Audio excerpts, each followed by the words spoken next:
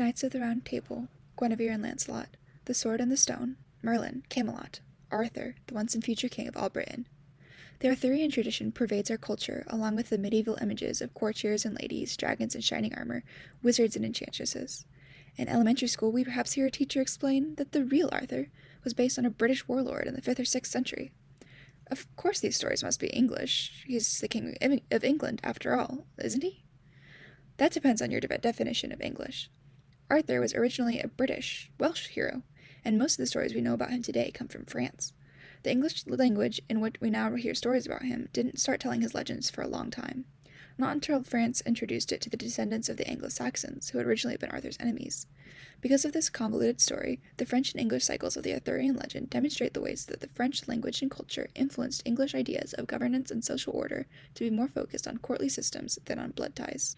One term I'm going to be using a lot in this video is cycle. The way we use it when talking about Arthur can be a little confusing, but the Encyclopedia Britannica defines cycle in literature as a group of prose or poetic narratives, usually of different authorship, centering on a legendary hero and his associates. For example, when talking about the different stories connected to the Trojan War, we might call that the epic cycle. So we have the general Arthurian cycle, which includes all the stories about King Arthur and his knights, but within that we have multiple cycles from different times and places that tend to focus on different things. The tales of King Arthur became popular all across the continent, but we're going to focus on the two places it was most popular, referring generally to the English cycle and the French cycle, to talk about the major themes that appear in each language's version of events. Notably, the first tellers of the story were neither the English nor the French, but another people entirely. I'm Arthur, King of the Britons. Whose castle is that? King of the who? The Britons. Who are the Britons? Well, we all are. We are all Britons, and I am your king. Who really are the Britons? The tales of King Arthur are sometimes called the Matter of Britain, but what does that mean? If you're like me, you might think that the British are those who live in Britain or England, and they're the same as English. But the tales of King Arthur come from a time when Germanic tribes like the Angles, from whom we derive the term English, are the enemies of the Britons, from whom we derive the term British. In fact, the few historical references we have to Arthur are all about the battles he won for the Britons against the Anglo-Saxon invasion. The Britons are a people that inhabited Britain before even the Romans came to England. They were a Celtic people that later became the Welsh and Cornish, and they were pushed to the west of Britain by the Saxons. Also descended from the Britons were the Bretons, the Celtic inhabitants of Brittany in what is now France. Remembering who the Britons were is a key to understanding the development in English and French, despite the fact that the English and French were the enemies of the Britons. So why would a legend about a hero from such an insignificant tribe as the Britons become so popular all across Europe? And why were the stories of Arthur written down in French before English? On his podcast, The History of English, Kevin Stroud illustrates the historical background for why William the Conqueror's Normans were able to claim identity with the beloved figure of the British legend, bringing the anti-Saxon myth back to England and disguising in some ways our own foreignness, since they were really French Vikings. That's where the story of Arthur comes full circle. We always refer to the Norman conquest of the Anglo-Saxons in 1066, but in actuality, about 1/3 of William's army was actually Breton, not Norman. In fact, the entire left flank of William's army at the Battle of Hastings was Breton. I mean, they were William's allies in northern France, and they were descendants of the Britons who had fled the Anglo-Saxons several centuries earlier. And throughout that period in exile in northern France, they had developed songs and poems and stories about the legendary figure of Arthur. And part of their support of William was based on political alliances and perhaps opportunism, but for the rank-and-file Breton soldiers, it may also have been a matter of vengeance. As the descendants of Britons who had fled the Saxon onslaught over 5 centuries earlier, they now had their opportunity to return to their ancestral homeland, to bring the fight back to the Saxons, and they did so singing the songs of Arthur. With the Bretons, the Britons, and now the Normans all identifying with Arthur after the Norman conquest, it's easy to see how the Welsh and French cycles began in earnest. Scholars believe that long before the Norman invasion, there was already a strong oral tradition of the war leader Arthur in Welsh and native British culture, when the first written allusion to Arthur came in the book Historia Britanniae in the 9th century. This text is a history which serves to bolster the identity of the Britons in response to Roman and Anglo-Saxon chroniclers who had represented the native British people they had conquered as both immoral and unwarlike. The few texts we have that mention Arthur from the 800s to 1000s are all in Latin in the form of chronicles denoting a Welsh hero who kept the Saxons at bay for a time. A different view of Arthur's beginning is that he was always a character of folklore, a deity made into human hero after the Christianization of Britain. Either way, few people wrote anything down about him despite the tales they were told. There are Welsh stories such as Cullach and Olwen that seem to date back to this time, but there are no clear years. The major change came with Geoffrey of Monmouth again writing in Latin, about whom Kevin Stroud can again enlighten us. From here, the Welsh writer, Geoffrey of Monmouth, wrote his History of the Kings of Britain in 1138. and this was the first proper telling of the myth of Arthur. His history covers the early Anglo-Saxon period from the Roman withdrawal to the Saxon uprising, and he tells the story of Arthur as he bravely fought and defeated the Saxons. In fact, Arthur defeats almost everyone along the way. He defeats the Picts and the Scots, and after he marries Guinevere, he sails to Iceland and Ireland, where he conquers the peoples in those regions as well. Then he invades Norway and Denmark and adds them to his empire. He then turns his attention southward to Gaul, and as we might expect at this point, he conquers Gaul too. And then he decides it's time to teach Rome a lesson as well, so he fights and defeats a giant, and then he leads his soldiers in the battle against the Romans, and you guessed it, he beats the Romans too. And he even decides to cross the Alps and invade Rome itself. But then he gets the news that Mordred has seized power back in Britain and is living with Guinevere. Mordred has formed an alliance with the Saxons and the Picts and the Scots, so Arthur returns to Britain and he fights several battles against Mordred, and Mordred is killed, but ultimately so is Arthur. And at death, Arthur's body was taken to the Isle of Avalon. And that's Geoffrey's story in a nutshell. And Geoffrey's story was expanded by later writers, but the popularity of Geoffrey's story was so great that almost all the later versions are roughly based around his original version. If Geoffrey's history epitomizes the early Latin cycle, the French cycle certainly has different priorities. One of the most famous writers in French Arthurian romance was Chrétien de Troyes. Many of the most famous stories today come originally from his pen. Although Geoffrey of Monmouth's History of the Kings of Britain seems fanciful to modern readers, people at the time took it quite seriously as a history, and therefore took fewer liberties with the plot. Although French translators had already begun making the tale less gruesome and more palatable to the ears of French courtiers. Chrétien de Troyes, however, prided himself in his literary art rather than his abilities in historiography, and he had no problem shaping the legend as he saw fit. Instead of focusing on Arthur himself and his military exploits, Chrétien illuminated the lives of the courtiers under Arthur's rule. Arthur became a great peaceful ruler whose knights went out to find adventures, and whose adventures were inspired by the great love for their ladies. Chrétien's tales also seem to have inspired a few of the Welsh legends, as Chrétien's Eric parallels the Welsh tales collection of the Mabinogions Geraint, and his The Knight of the Lion parallels the Welsh The Lady of the Well. One of the things that the Welsh cycle shares with the French is a special interest in the supernatural, where the Latin and English cycles focus on history. Unlike the Welsh cycle, however, some of the French stories, such as The Knight of the Cart, prioritize love as a higher good than religion, family ties, or even chivalry. At other times, though, chivalry and religion remain prominent. The only thing that the French do not tend to pull out into the limelight is that of blood ties.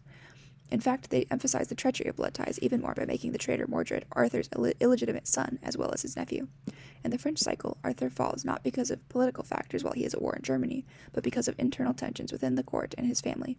Replacing the bloody history envisioned by those writing in Britain with genteel courtly romance characterized the French cycle of the legends.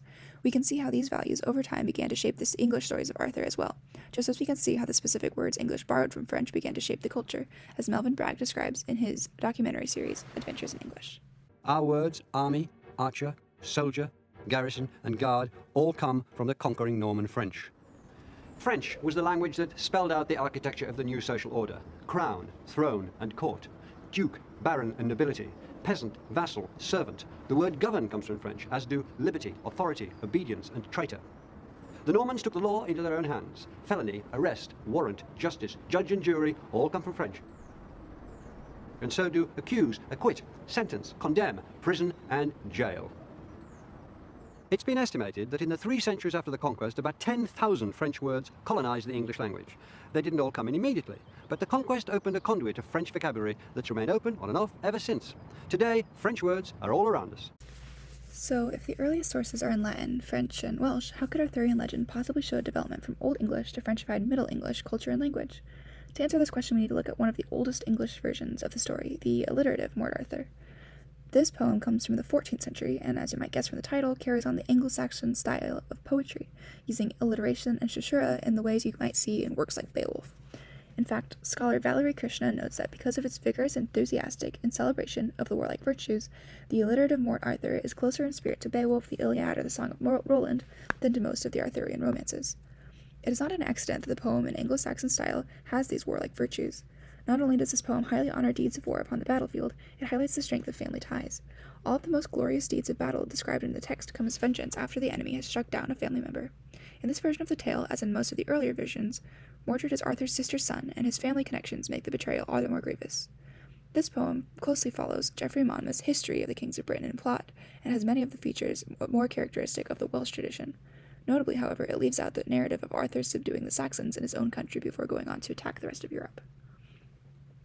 We have in some ways seen how the British tradition of Arthur came together with Anglo-Saxon values and style to create this poem. Even though it is not a purely English legend, it exemplifies Arthur as warlord, which is characteristic of both British and English early culture. Arthur is a very active agent himself, rather than sending his knight out on adventures, and although there is a focus on hierarchy, it is inherently tied to bloodline and family relations, and it's not very well defined. Instead of focusing on psychology and love and courtesy like many French romances do, the alliterative Mort highlights politics, history, and honor. The language itself is purposely archaic to fit the alliterative style, and although it fits firmly in the time period of Middle English, it uses many older English terms unfamiliar to the modern reader. For example, in describing the battle, the author writes, "Then bowmen of Britain, brotherly thereafter, bickered with brigands of fair and though the lands, with flonas fettered, they flit full freshly their frickas, fitchen with featheres through the fine mailes, such flitting as fowl that so the flesh dares, that flow of ferrum and flankus of steeds." You can see the alliteration in this passage, first with the letter B and then F. It is also exemplary because it shows how language was perfectly fit to describe battles and feats of arms. The alliterative Mort, however, by no means is free of the French tradition. The French knight Lancelot has already entered the scene, although there is no notion of his affair with Guinevere. So too, the French influence on the language is present, if not as strong as other English tales of Arthur. Nevertheless, it gives us a good idea of English values with minimal intrusion from French culture. The best way we can see the French and English cycles converging is in Sir Thomas Malory's Le Morte d'Arthur. Although the title is French, the words are in Middle English, although only a century has passed since the alliterative Mort was written. The writing is almost completely legible to modern readers despite the various spellings. For example, a passage from the chapter The Fair Maid of Astolat reads, "And as the book saith, she kessed much love unto Sir Lancelot, and she could never withdraw her love, wherefore she died, and her name was Elena le Blanc." Like the example from the alliterative Mort demonstrated the focus on battles and action, this demonstrates the influence of French on the more sentimental aspects of Arthurian legend, with Elena summarily dying because she loved Lancelot too much. And believe me, in Malory's work, as in much of the French tradition, every single character loves Lancelot too much. He is deeply flawed, but is still, by far, the ideal knight and the one every character seems to be drawn to, even those least like him. Although Malory includes the narrative given by Geoffrey of Monmouth and in the alliterative Mort, most of his material comes from French sources, including Chrétien de Troyes. The primary way, however, that we see the influence of French on Malory is the new priority of social and political obligations. In the alliterative Mort, everything was related to blood ties. Arthur's greatest knights were his cousins or his sister's sons, such as Gawain and Cador. In Malory, Arthur's greatest knight is Lancelot. The emphasis, as in the French tradition, is on chivalry. Malory praises knights such as Sir Gareth, who chooses the chivalrous and honorable Sir Lancelot, over his volatile and crude brother Gawain. In fact, in Malory, it is largely Gawain's stubbornness toward family honor and commitment to a blood feud that causes Arthur's fall. Love in Malory is elevated, although religion eventually triumphs over love. Blood ties destroy love, but not religion. In this way, Malory echoes French sources like the Grail Quest in prioritizing religion above any of the knightly virtues that either culture has to offer. An emphasis on religion does not, however, preclude Malory from filling his story with all manner of mythical and magical occurrences. Also, like the French cycle, Arthur is mostly passive in Malory's work, a king that sends out his knights to achieve great deeds. Any notion of Arthur as a warlord is obscured in the new definition of what it means to be king in a feudal hierarchy. Loyalty to family rather than the crown and country is dangerous in this new system of French values, even when the king is part of a person's family.